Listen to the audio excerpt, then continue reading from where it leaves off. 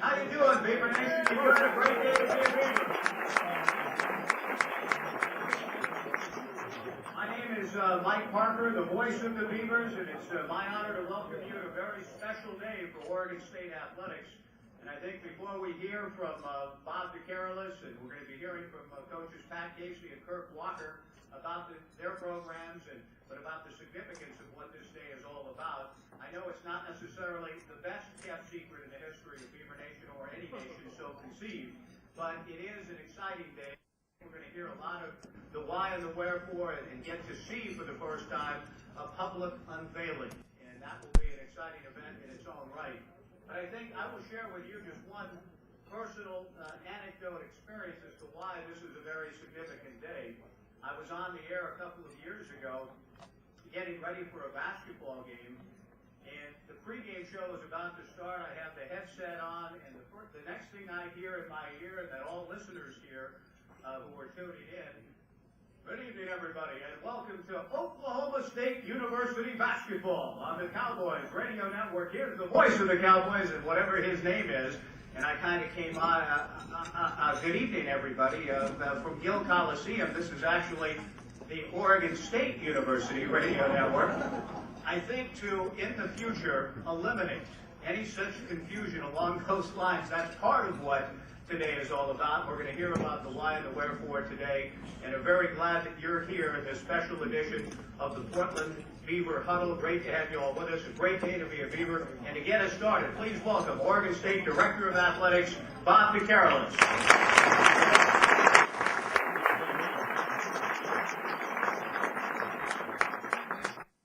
Good afternoon. Thanks all for coming. It's a great day to be a Beaver. And as Mike mentioned, today is a very special day. We're going to talk a little bit about our enhanced branding identity program. But before we get started, I wanted to thank a couple people that were very instrumental in the project, and you'll be hearing from them in a couple of minutes. But first, President of the University, President Ed Ray.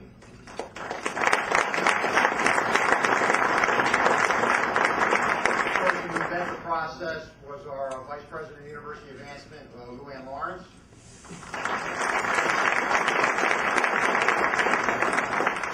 Looking for our creator genius behind it, Michael Morrow. Michael. Special thanks also goes out to our licensing partner, CLC, Collegiate Licensing Company, and then also Mikey, our main retailer, and also the sponsor of 14 out of 17 uniforms for our collegiate teams. But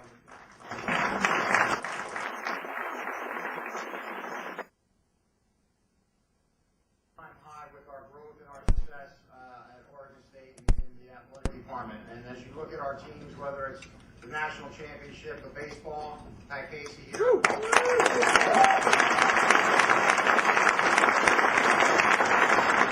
it's our 10-win season in the Sun Bowl, remember, all in.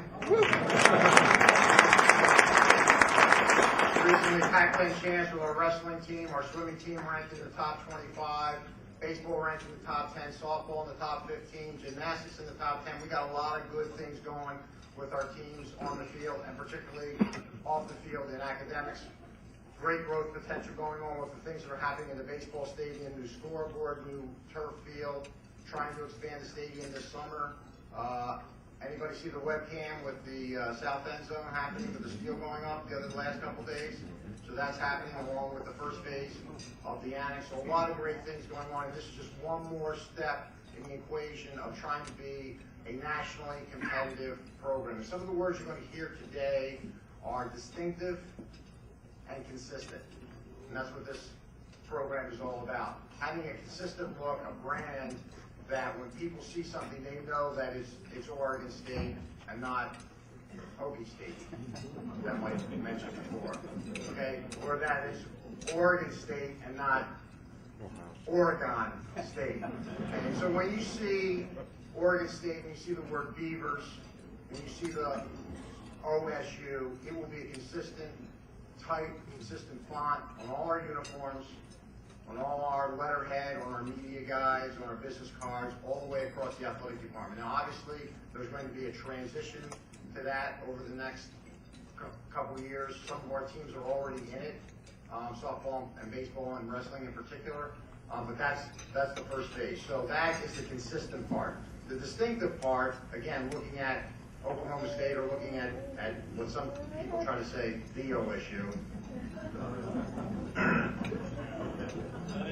We won't mention Florida. Okay, is how the interlocking OS that you'll see has come to play. And the interlocking OS is what we're calling a spirit logo, which means, I hate to use the word secondary, but it's more of an accent to some of our uniforms. In some cases, particularly in the retail sector, a baseball cap that has the interlocking OS would sell better, have more appeal than, say, the Beaver logo, which is still our main logo, the Beaver head. So that's the distinctive part. So we're pretty excited about both. As I said, it's a transition stage for most of our uniforms. We will be unveiling a new set of football uniforms that will also be including a distinctive font for our numbers.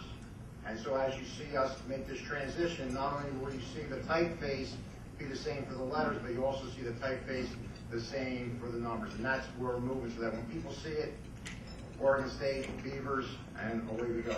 So that's the plan today.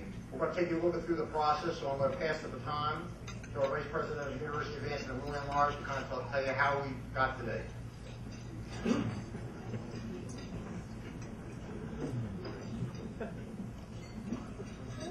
2.5 years ago, I was at the University of Maine, and I announced that I was coming to Oregon State University. And I'll never forget that I got dozens of emails congratulating me, but the best one I got was from our Director of Athletics, who actually called and emailed and said, wow, you're going to the Pac-10.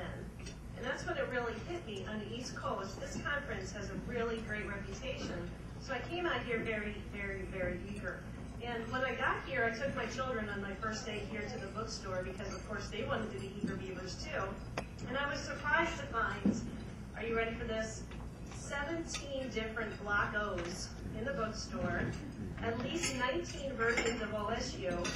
There were cute, chubby, happy Beavers, and there were mean Beavers, and I didn't know what to buy. So it was on that day that I realized that OSU really didn't have an identity.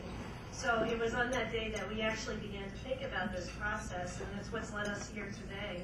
To take a Pac-10 Oregon State University into a real professional image takes a team.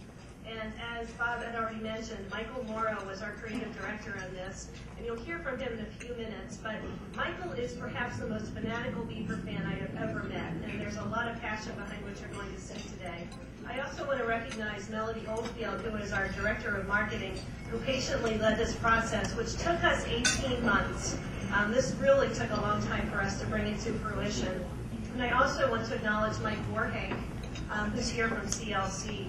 CLC is our licensing firm that we use. They're based in Atlanta, Georgia, and they were able to connect us with a lot of different people to make this happen. I also want to acknowledge someone who's not in the room. Our Director of Marketing for Athletics, Joe Cleggseth, was instrumental in making all of this happen. And I also want to thank President Ray and Bob Careless as well for providing leadership. But more importantly, I want to thank the coaches, and I want to thank the student athletes. They participated in this whole process. And this is my 5th university. I've always worked with athletics, and I've never worked with a group of coaches who were as energetic and enthusiastic as ours were. And I shouldn't have been surprised considering their record on the playing fields and on the courts as well.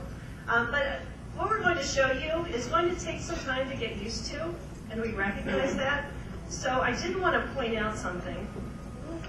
Some things will not go away. That cute, chubby, happy Beaver is actually coming back. So you will see him in a new line that we're calling the College Ball line, and I'm wearing it today, and I did not know I was wearing it today, so I quickly changed into it. But we're also recognizing that while we make changes that make us look more professional, there's also a lot of sentiment in what we have done in the past. So we want to not only honor that history, we also want to honor our student athletes as they go out there on the field. I do want to note that no university money was used for this particular effort. All of the costs for this effort were borne out of licensing revenue funds and through contributions that Michael Morrow himself has made to this program. So from a university perspective, we are not changing the athletics identity. We are actually creating one. And as Bob had mentioned, we're creating a consistent and distinctive image. So no longer will OSU mean Oklahoma State or Ohio State. We'll have something very, very different that represents us and honors the work that we're doing out there with our student athletes. So to get us moving along and to actually get closer to the grand unveiling, I'd like to introduce President Ray.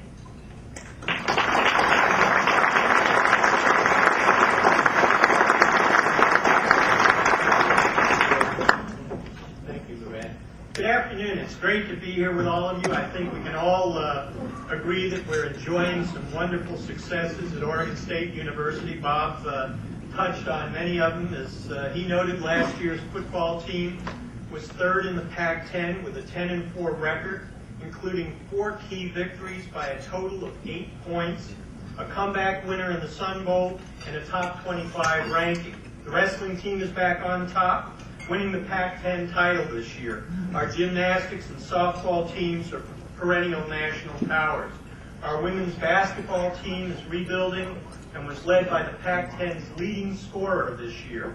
And of course, our national championship baseball team displayed talent, determination, and character that made all Oregonians proud and won us new fans across the country. This year's team is proving to be very special too. These teams have inspired OSU and everyone associated with the university. The lesson from the national championship baseball team, as I routinely remind alumni, students, faculty, and friends of the university, is that if you stick together, play as a team, play smart, and absolutely believe in yourself and each other, then you can compete and win against anyone. This is the true spirit of OSU athletics, and it is the true spirit of Oregon State University. We're equally committed and proud of the academic successes of our student athletes. Right now, we have 257 student athletes with GPAs of 3.0 or higher. Of these,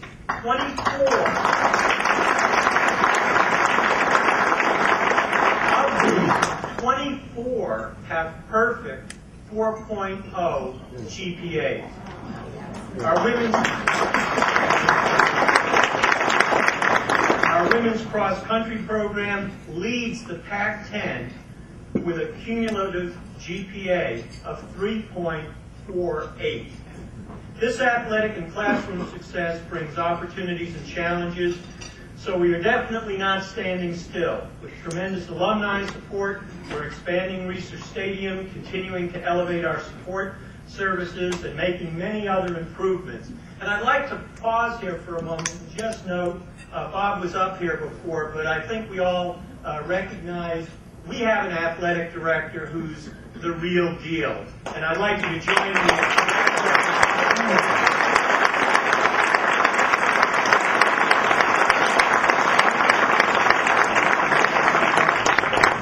Today we're introducing a distinctive new identity system for OSU athletics. Working together, our athletics department, the Office of University Advancement, and others have developed an identity package to set us apart, raising our image and making it consistent. When OSU teams compete and excel, we want everyone to know that it is Oregon State University that they're watching. Luann mentioned earlier that when she came here, she looked at the merchandise and didn't see a distinctive identity. I think the kind of success that our athletic teams have had, the kind of success our student athletes are having in the classroom, we can all agree that as individuals and as teams, they truly have a distinctive identity, one that we can be very proud of. And so we need to have them dressed in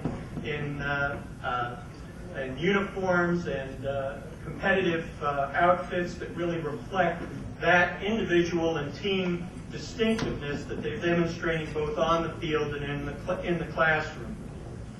Now, if one wants to design a new image for OSU athletics, he or she really needs to bleed orange and black. So it's no accident that the designer who helped OSU develop our new system is a true Beaver believer. Michael Morrow is the stepson of a former Corvallis judge who grew up not in the shadows of Oregon State University, but in its limelight. He is a season ticket holder, he owns an archival collection of Beaver paraphernalia, and he does in fact bleed orange and black. Michael is the principal of Morrow Creative Group, a brand strategy and design services agency. His experience both with Nike and his own firm includes developing university identity systems for Notre Dame, the University of Kansas, and a number of others. We're delighted that Michael was able to work with us too. It is my pleasure, and I ask you to join me in welcoming Michael Morrow.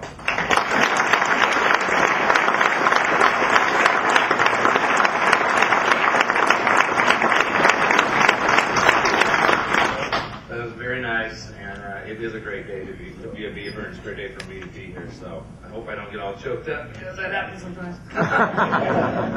If I watch a Beaver game over, I start losing it. And, I don't see my wife here, but she'd be able to justify that. I get kind of revved up at games, which I think a lot of you two do here. So this has been a dream project for me. I've been doing sports and design my entire life.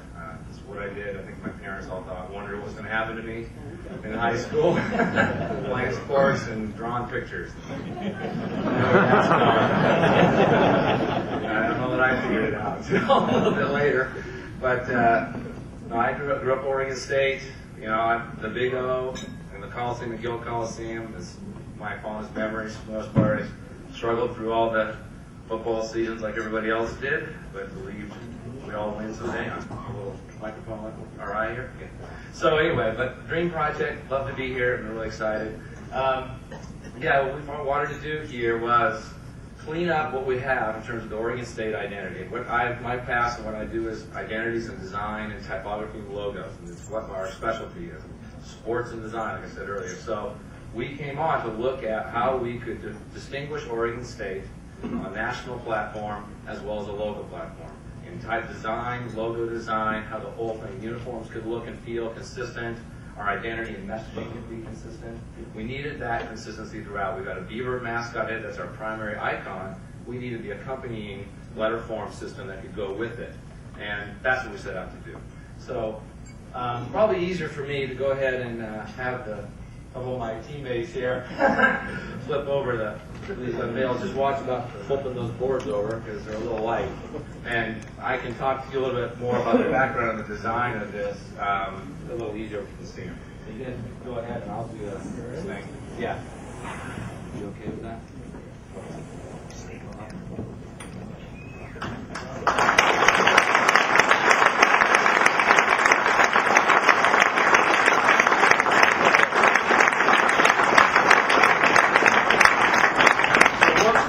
Did, and I'll try to be, I'm a talker, so I hope I won't go too far.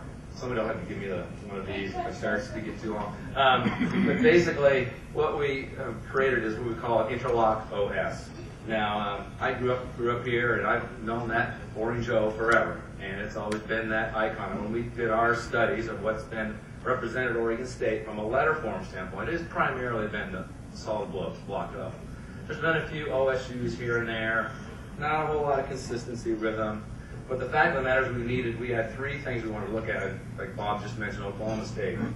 That's an issue. That's OSU, and it's orange and black, and we're out here on the left side of the country, and so everybody else thinks that that's orange and black, and they see OSU, they think it's Oklahoma State. Well, and Ohio State's another one. We looked at Ohio State, another OSU, clearly different colors from us. But that block O, truth be told, is really made famous by Woody Hayes.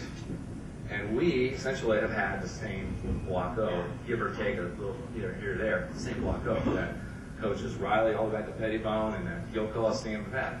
That was a bit of a problem because if we were to continue with that, Ohio State, I guarantee you, is not going to change that O. They're like Notre Dame, Michigan. They're not going to change that O that they have in the middle of the field. So that's a problem if we were to continue on, because then we're going to go out with basically just a color change. Not good enough. Down the road, our neighbors, shall remain nameless,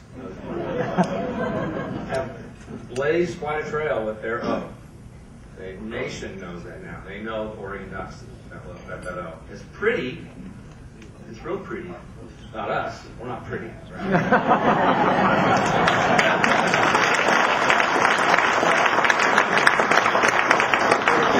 Good news and bad news were the same. They've been doing a good job with it.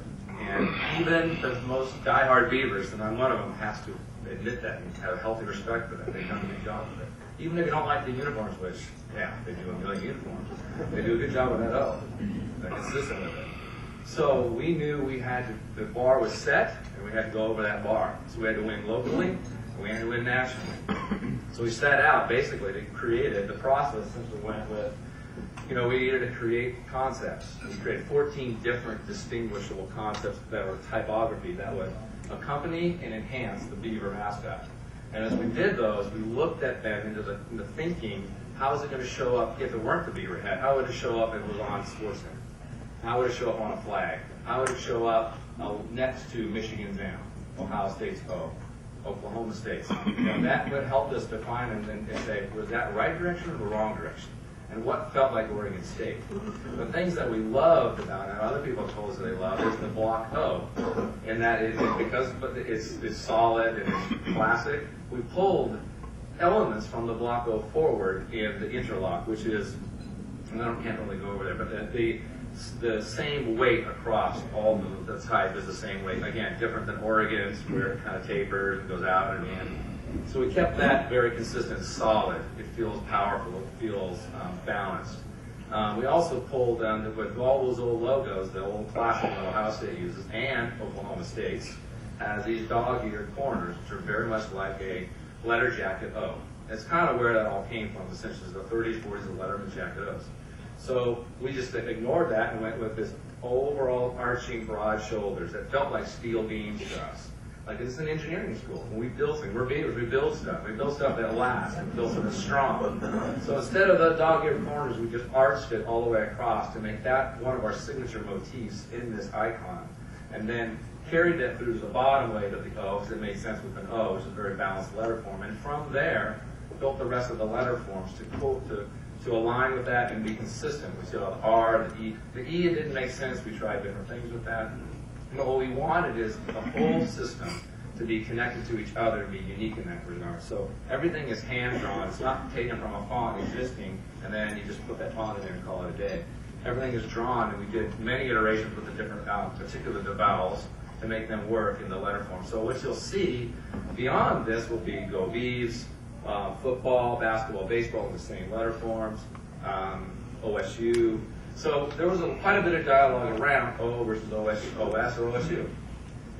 We many folks here in this audience, we had focus groups and asked people. We showed originally just a single O.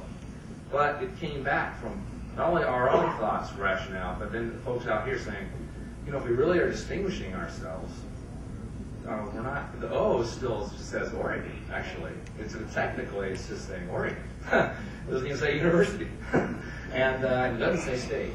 And so we said, well, maybe OS is something that we should think about, because most of the sports, they drop the U's in terms of for branding and identity design, which is easier for people like Washington. It's a big W, so it's, that's University of Washington. Nobody's burning down the campus, but the U in front of the W on Husky Stadium, I guarantee you that. So Notre Dame is an ND, but there's no U there in front. Well, for athletics, simple is more, simple is better. So 1 and 2 letters was key for us to make it distinguishable. Distinguish us away from Ohio State, Oklahoma State, and Oregon. So we came up with OS and interlinked it, and we pulled the link so that it represented unity, teamwork, and family, which is all Pulse Point, are all hallmarks of what Oregon State, we want Oregon State to be in athletics. So, right. So anyway, that's it. Forever. We did update the color, but it's my punchier and more powerful, and that is that. I'm going to turn it over to my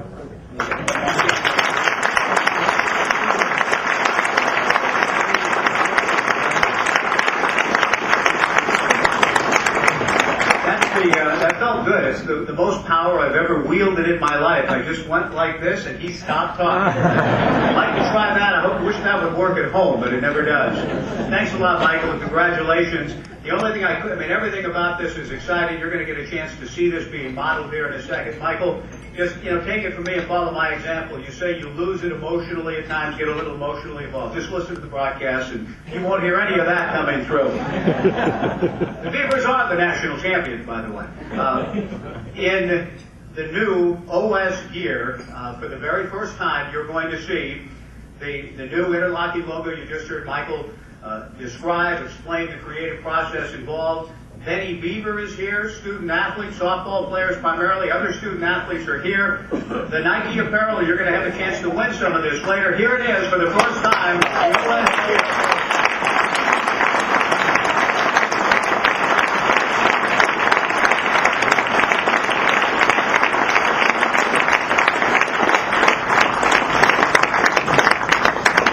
Uniforms and some of the new logo apparel, compliments of Nike here. They're going to make their way through the room, and of course, if you look back in the very back of the room, you will have opportunity today to be the first citizens of Beaver Nation to actually purchase this, the first in your block, with this great new gear. Congratulations to Michael, and there it is.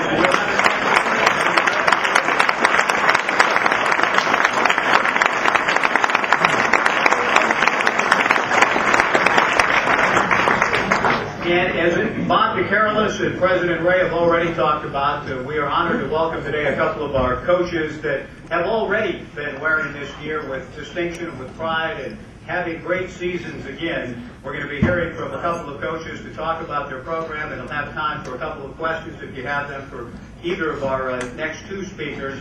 Coaches who have done a tremendous job at Oregon State University, including not only taking his team to the College World Series last year for the first time, and now has a nationally ranked team again heading into the Civil War this weekend with 2 games coming up in Eugene and a chance to clinch with 2 wins, and he'll get them this weekend, clinch the Northwest Dodge Dealers Cup for the Civil War competition.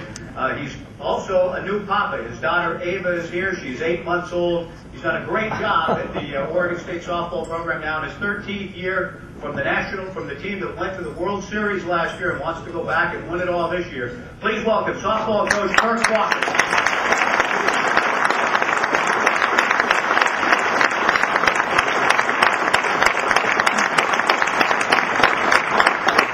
It is a great day to be a Beaver. Obviously, there's a lot of great positive things going on, as we've heard already this morning. And just from my own personal standpoint, I can tell you that this new logo and branding identification has been a really positive thing. I struggled with this when I first got here 13 years ago, and we went through about 4 different logos with our team trying to figure out what we were going to be and what our logo was going to be.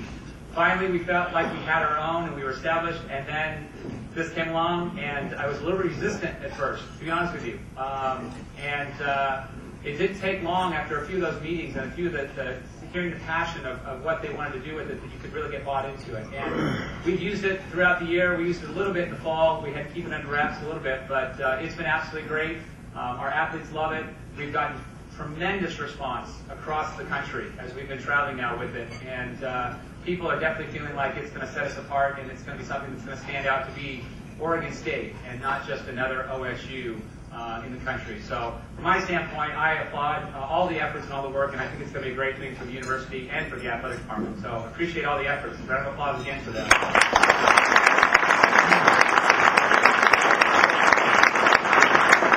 A little bit about our team and our program. Obviously, we are in the thick of things right now, about halfway through our season. We've just opened up Pac-10 play, and we've been through an amazing journey thus far. It's been really interesting returning such a experienced group that we really didn't know what to expect. It's probably the most experienced team we'd ever returned, and we were a team that outperformed any team we've ever had. So our expectations were extremely high. What we did find was, for whatever reason, we came into the season a little bit, for lack of a better term, a little bit arrogant about playing the game. And it was really frustrating, and it wasn't something that really became apparent until we started to play on the field. And believe me, it was something that did not sit well with me. I've always coached athletes that, played the game, respected the game, and played with everything they had. And these athletes were, but only to a point. And it was disappointing because they had proved the year before and in years past that they could truly respect the game and play hard. And so we really struggled. To be perfectly honest, it was really a hard time, and a lot of long talks, and not a lot of happy comments, and a lot of hard-fought discussions about who we were. But I can tell you right now that I am as proud as ever of anything I've had this far already halfway through the season, because they're really beginning to be a team that I really, really like how they play. And that's something that is something, that's really special. And you can't always guarantee that that's going to happen. So we're just beginning to get to that point. We're definitely playing with a respect and a confidence that is reminiscent and is truly what we want to be about at Oregon State. So we hope to continue to put more W's on the board and build that and become a little bit more confident and move up in those rankings to get ourselves in a position to get back to that College World Series. The talent is there. We've had no problem with our talent. It's just been about sustaining our focus and our respect for the game. And as I said, this group of athletes is someone has really come together as a group to be athletes that I really respect and I really feel great about in how they're playing the game. So it's a good time right now. Obviously, we're going into Civil War. It's the first time that the Ducks have been ranked above us ever. And not really excited about that, but I'm excited to go out and hopefully change that up this weekend with a couple of wins. We have our athletes very much focused on not the outcome of the game, not worried about the wins and losses, not worried about how many hits they're getting, not worried about those kind of things. Just going out, playing, sustaining focus, effort, and going after it with their ability. And good things will happen if they're doing that. And that's what's been happening as of late. So, going into this weekend, we certainly are going to look for some good things and hopefully come out with a lot of positives. And I'll talk about it. I certainly want the wins. But we're not going to focus on that with the team. Our athletes come out and train every day. They work very hard and really, as I said, start to have developed an identity. And that identity has really been something that starts with our senior class. Our senior class has been one of the most dominant classes we've ever had here. Breanne McGowan just broke the all-time wins, career wins last weekend, and we've got 30 games left to go in the season. She's probably going to throw another 15 to 16 of those ball games, and could certainly rewrite that record, hopefully. She also just broke Joan Harvey's record, which was a 22-year-long record of career shutouts. So once again, that senior class has had a lot of great pitching in it. Tatiana McElroy, our other senior pitcher, has been just absolutely tremendous. Coming off an injury right now, is back to about pretty close to full speed right now, and we're hopeful for her to come in and give Breanne some relief and bring up a different twist on the mound. Our other two seniors, Mia Longfellow has been a 4-year starter for us. I think she started every single ball game of her career at this point, short of maybe an injury here and there. And has been our shortstop for the last 3 years, has been a dynamic. Anyone that's watched our game, you know her. She's about 5 foot nothing and comes out there and plays about 6 foot tall and just gets it done on the field, at the plate, in the dugout with her energy. And we're really excited for her to hopefully go out and have a great finish out on her senior year. She is one of the ones that has struggled this year early on, and it's been really, really interesting to watch her have to work hard again to really kind of get back to the basics and where she needs to be, and we feel like that's happening, so that's positive. Trina Galvin has been a 4-year starter for us at third base, and that senior class is going to hopefully go out here with some of the best records we've ever had and put some of the best positive twist on Oregon State softball that we could ever ask for. Our junior class has one of the most dynamic hitters in the country in Cambria Miranda. Last year, she had 6 consecutive games with a home run. Just absolutely unheard of. And 3 of those games were leadoff at bats in the ball game. So it was pretty dynamic and pretty fun to see. She has played for the national team this last summer. She was a first-team All-American, and she's our first-team All-American that was a non-pitcher. And we're hopeful for her to continue to get on the street and go out and get us a lot of RBIs.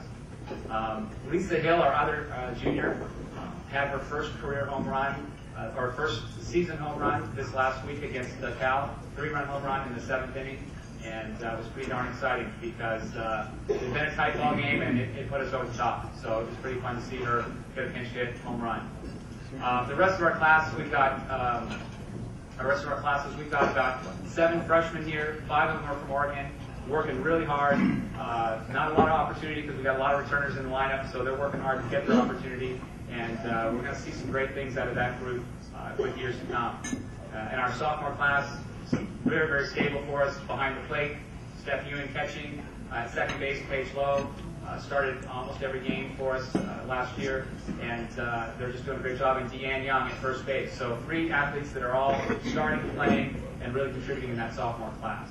So things are good, things are positive. I certainly want to be able to open up for some questions. I know it's a big room, but I don't know how many people have been out to our games. If you get a chance, it's something that's really dynamic and fun to watch. Our games are much quicker than a baseball game, but have a lot of the same elements, obviously a lot of the same strategy. The speed of the game is certainly one of the biggest selling points, is that it absolutely is a fast game with the slappers and all the other offense going on. I'll recap a little bit on our season so far, and then I'll open up for some questions you may have. We've traveled for the first 7 weeks of the season. We traveled, so it's a long road, a lot of study halls in the hotels, and a lot of missed class time. But we have to do that clearly because of the weather. So the month of February, we were on the road virtually the entire month, and we spent the first weekend down in San Diego and got rain, so that was good. We could have done that here and stayed in class. And so that was a little bit rough. We did come out with a ranked win there against UMass, which was positive. And then we went out to Las Vegas, where we traditionally go. Had decent weather, but didn't play extremely well. We ended up coming back with a couple of losses that were disappointing, but definitely felt like we were starting to figure out who we were. Then we went into a weekend that has now become the biggest tournament in the country, and it happens to be a tournament that we host, and that's the Palm Springs Classic. We have 25 Division I schools. Of the 8 teams of the College World Series last year, 6 of them were there. We had, I think, 17 of the 25 were all ranked in the top 25. It's an absolutely tremendous event, and we shattered our attendance records and did a great job of really going out there and competing against some really high-ranked teams. Unfortunately, we weren't in a really great place, and last year when I scheduled it, I scheduled three games against top 10 teams, and we lost all 3. So one of them we lost in the 7th inning. It was a very difficult loss, but it certainly, I think, at this point has helped us to figure out what we want to be about. And it was a loss to Oklahoma. We were leading 1-0 going into the 7th inning, and Brianne had pitched the whole ball game, was running out of gas. Tatiana had been our ace at that point and really been getting it done. So Brianne led off with a walk. I brought in Ty, and all heck broke loose. And 3 hits later, and the ball game was out of reach. It was ended up being a 4-0 or 4-1, 3-1 ball game, and that was a tough loss. But I think our athletes think about that game a lot because they played arrogantly. We had runners in scoring position throughout the entire ball game, and we had our opportunities to put that game away, and we didn't. And when they look back on that now, they realize more than ever that that game really was kind of all about who we were at the time. And so hopefully, from those losses, from those challenges we faced, we can now start winning. We headed down to Fullerton, had some great wins, played very, very well. We went over to Hawaii, played very, very well, had some two come from behind wins in the 7th inning where we were losing and came from behind. And I've always said that shows a great sign of character when your team can go into 7th inning down 1, 2, even 3 runs and not be intimidated and come out and be able to score and either tie the ball game up or win the ball game. And this team does that a lot, and they can do it. The one thing I do talk to them about all the time is don't rely on that. Don't plan on going to that. Know that you have the character to do that, but don't ever have the arrogance to believe that it's always going to happen or you can always just flip that switch on. So all these things tied together brought us back to home, and we've had a great run at home. We did drop 1 ball game here at home to an unranked team, but we've been winning and swinging the bat well, scoring a lot of runs, and really, I think we've started to see a character come out that they're about just focused effort and going after it. Kind of just to wrap up at that point, you know, it is the challenges and it is our losses which we actually learn the most from. And obviously, when I first got here, we did a lot of learning. And it had been a while since we had sustained a lot of losses that were bad losses. And this year we had quite a few of them. Unranked teams, when we lost to unranked teams, those are bad losses to me. And once again, I think we're seeing a new ability to learn and grow and to really define who we are by how we respond to those losses. Your losses don't define you, but how you respond to them and how you come back from them truly do define you. Winning is easy. Winning is easy. It doesn't take character. It doesn't take strength. It just takes winning. And it's easy to be good when you're winning. But what truly separates the great teams from the average teams, from the Olympians to the average, from the pros to the average, is how they respond after losses. How they respond and they go back out day after day on the practice field after losses. And once again, as I said, I've been very proud of this group. Not trying to jinx us here at all, because we're moving in the right direction, and certainly hope that we can continue to go that route. So, I'm going to open up for some more questions. Any questions you guys may have about the game, about the sport, about our team? Yeah, Sue. I know watching the college World Series on television last year that a lot of teams did the slap hitting. Did we do that? Yeah, the question is about the slap hitting, and it really goes back to the speed of the game. If you have a fast runner, and in baseball, Ichiro is similar, that's basically a slap hitter. He's going to rely on putting the ball in play many times and letting his legs do the work. He can hit, he can swing away, obviously we saw it the other night, but he's going to use his speed. It's the same thing in our sport, but because of the closeness of our bases, we're only 60 feet away, really a fast runner can easily put the ball in play in the infield. Everyone can know they're just going to put it in the infield and still cause a lot of havoc and cause a lot of problems. We have several athletes that do slap. We only have one athlete that only slaps, and she's actually a freshman, and we're developing more for her. But we have a lot of athletes that have the slap element as part of the game. The one thing that I always think is important is that you have to have balance. So you have to have the ability to drive the ball as well as use your speed. And so we focus on having a combination of that both. Yeah. Comment a little bit on the freshman class. Yeah, I'll talk about our freshman class. It's once again a very Oregon-dominated class. We've got 5 athletes from Oregon and 2 from California. We've got several of them are starting at times, and Danny Chisholm is from Boring, Oregon, and she's done a great job. She's a lefty hitter with great speed. She probably will be our center fielder next year, and she's getting a lot of playing time right now and doing a great job. Alana Ford is a freshman from California, who's the other one that's getting a lot of playing time, starting left field, and she probably will be our shortstop next year. So they're both getting a lot of playing time because both will be major starters for us in the future. Also in that class, we've got 2 great pitchers, young pitchers. One name that may be familiar to some of you that have been around and have followed our program is Stephanie Draper. And yes, she is the sister of Crystal Draper. In my opinion, she's actually more talented than Crystal Draper. She has more ability. She's a better hitter and absolutely a fantastic pitcher. What she doesn't have that Crystal had, that was losing out of Crystal, which was that she was mean.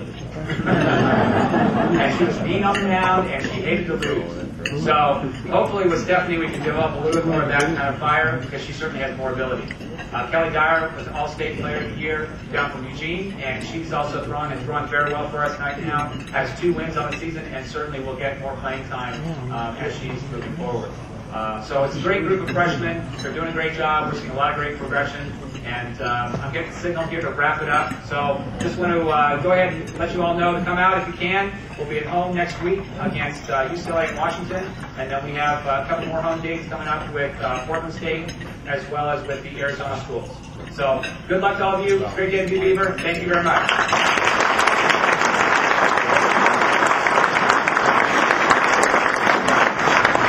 Our next guest has a practice to get to, and I think you all know what his team accomplished. So let's hear it again for one of the great stories in the history of our state, Oregon State head baseball coach, Matt Casey of the National Championship.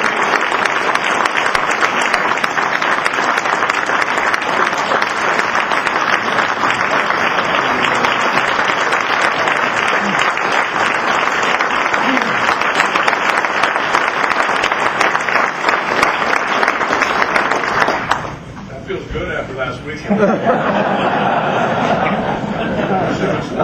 Last week, I can tell you a whole bunch of things about how easy it is to win. Where's Kirk at? I got to find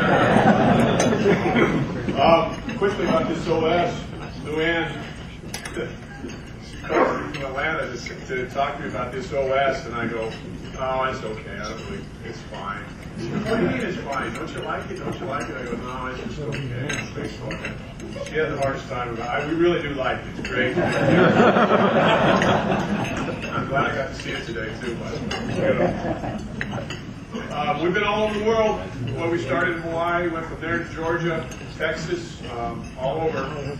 You would not believe how many people are wearing black and orange out there. It's unbelievable.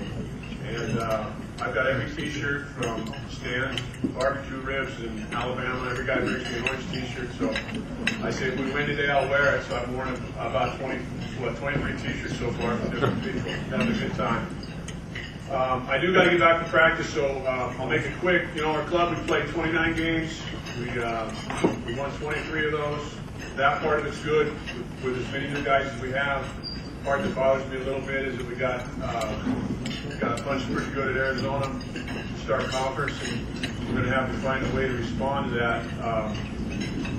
It was a tough weekend, and we didn't play well, but I think we got a pretty good club. We replaced basically all of our everyday starters other than Mitch Leon and Darwin Barney, and the new guys are playing well. And it's been exciting to be part of that. I was talking over here prior to coming in here because I had a guy that had given me the Pyramid of Success when I was on the road that John Wooden had prepared. And I said that I think the Pyramid of Success goes like this: Ellsbury, Gillespie, Rock, Nicholson, Barney. I'm just not a good enough coach to say that the horses don't pull the wagon. We were blessed with some great kids, and we will continue to be as good as that talent will allow us to be. And I think that's one of the things that I'm the most proud of is the fact that most of those kids came from the state of Oregon, the Pacific Northwest, and became better players. In particular, those guys that I just mentioned. And had an opportunity to go down to spring training and watch Dallas Buck throw. Brian Barton just made the big league club for the first time with the Diamondbacks, got his first big league at bat yesterday. And he was a guy that came on a book scholarship from San Diego. So those things are all good. But our chore now is to not defend the national championship and try to find out how good a club our talent will allow us to become. And so far we've done that. Unfortunately, like I said, we didn't do that last weekend. And now we got USC coming in here. And you know, we got a lot of people that would like to take us out. We've been pretty successful the last couple of years. And we need to learn how to respond to that particular challenge that's out there for us every day. And, you know, good things happen to people that work hard. Good things happen to people that have good character. I do believe that you can learn something from losing. As much as I hate it, there are things you can learn. It can create some character if you're willing to take on the challenges. And we're going to find out this weekend whether we're willing to do that or not. And I do believe we have the right guys in the right places. I also believe we are the best conference in America, and we have a huge challenge in front of us. But I will tell you that the success that the baseball program has had over the last couple of years has a tremendous impact on our student athletes, on our fans, on the people that follow our program, how people feel about themselves. And it's living proof that anybody can do anything they want if they really, really have confidence in what they're doing. And we may never win another national championship. We may never even win another game after last weekend. But I do believe this. I do believe we're putting people on the streets that you're going to be very, very proud of someday. That we're sitting in this room here, and in my particular sport, hopefully those guys will give back to this great university that I've got a chance to be a part of. We're in the middle of a huge project right now, trying to raise $5.5 million to build our stadium. We're just a little bit over $3 million, and we're going to get that done. We have to get it done. We have to put people in the ballpark. We have to have the nicest place in the conference because even though we have the best weather in the conference, we still need to have the best ballpark. So if you haven't been to a game, you need to come. It's unbelievable. It's a fantastic venue. The new scoreboard's up. We unveiled that new logo too, just put up today, and the infield's in, and it's really, really a first-class place to watch a game. Best place in the conference to watch a game. We went to Cal Poly last week, and they had a freshman. He was a freshman last year, sophomore this year. He said, "Coach, the biggest thrill for me last year was pitching at Oregon State and looking up the stands and seeing that sea of orange." He said it was awesome. He said it's the best place that we've ever played. So you guys should feel good about that. If there's any questions, I would answer those for you, and then I'm going to drive back to Corvallis and throw out the whip on some guys.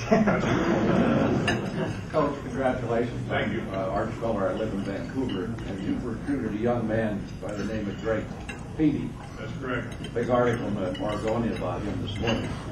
Have you talked to him recently? Do you think he's going to come to be a Beaver, or do you think he'll go with the pros? My job would be a lot easier if I knew the answer to that. We have had, this is I think a real testimony to the school, to our staff, to our program. The second ranked recruiting class in America for baseball. That's Miami, that's Texas, that's USC, that's North Carolina, number 2 in the country. Out of the 14 guys that we signed, 7 of those guys are projected to be first or second round draft picks. We could lose 10 of our 14, and then I'm going to switch jobs. I hope Greg Peavy shows up. Greg Peavy's at Hudson State High School. He's ranked at number 2 right-handed pitcher on the West Coast. Tremendous kid. Would benefit greatly by going to college, I believe. If you look at some of the great names, Barry Zito, Mark Pryor, Barry Bonds, those kids all went to college. Great avenue to follow to get to the top. But we're certainly concerned about our recruiting class. I read Baseball America today. Tanner Roll was out of Utah, one of the top 10 left-handed pitchers in the country. We've signed him. So that part is concerning to me, but I've got work to do this weekend. But I hope he shows up. Great kid. Do you picture Joey Mahalik as a pitcher or as a position player? You know what? In the fall time, we'll probably find that out, but I see him as a pitcher more than a position player. But Joey's from Wilson High School, and he's a tremendous talent. We really like him. Last year, I saw him throw. The very first day you go out and watch a kid throw, he was the one kid that I went and watched. He reminded me a little bit of Dallas Buck. Didn't quite have the velocity, but he was 89 to 91 with some sink, and he's another quality young man. Is there any chance you could schedule any games in Portland?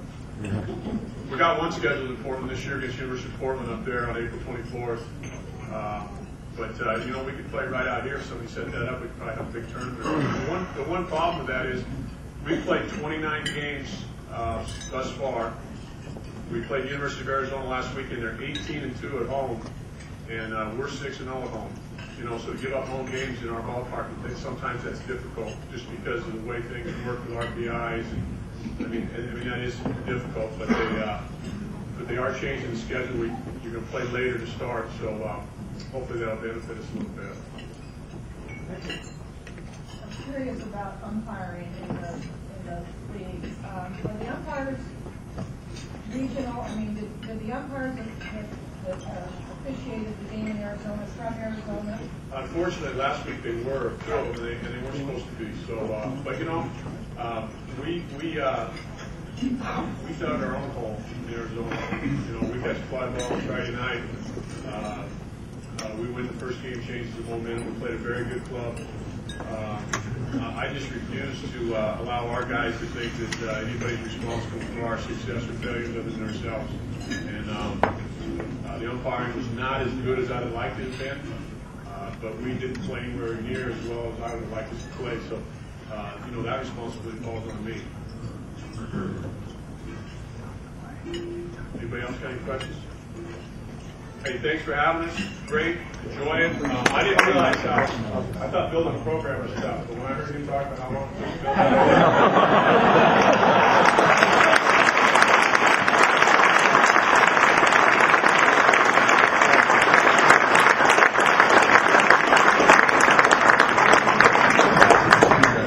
We're going to get to some raffle drawings here in a moment. You're going to get a package of that new logo Nike gear again.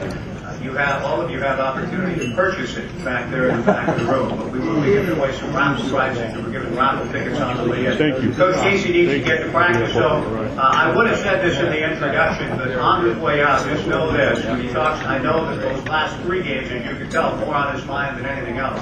But just consider these numbers for a moment.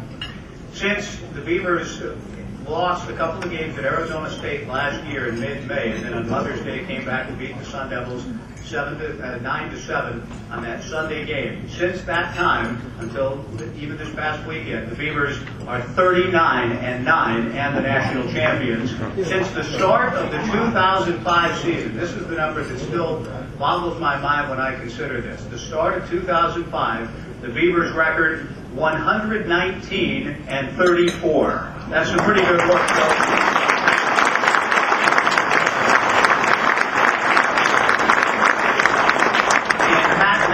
Too, the home record 6-0 this year, and this is why we're so excited about getting back to Goff Stadium at Coleman Field and seeing a lot of you in the ballpark. Beaver Nation sell out, great weather expected this weekend. But since the start again of the 2005 season at home, the Beavers are 59-9 at Goff Stadium at Coleman Field, and we're at home this weekend. So you out there. We have, you should have your raffle tickets out, and we're going to go ahead and draw a couple of tickets here for you to be the first again to get the new logo, the Nike apparel with the new and the beautiful logo for Oregon State. So we're going to shake this thing up a little bit. The first winner, the last 4 digits. 1712, 1712. Do we have the 1712? Okay, there we go. We got a winner. And the other number is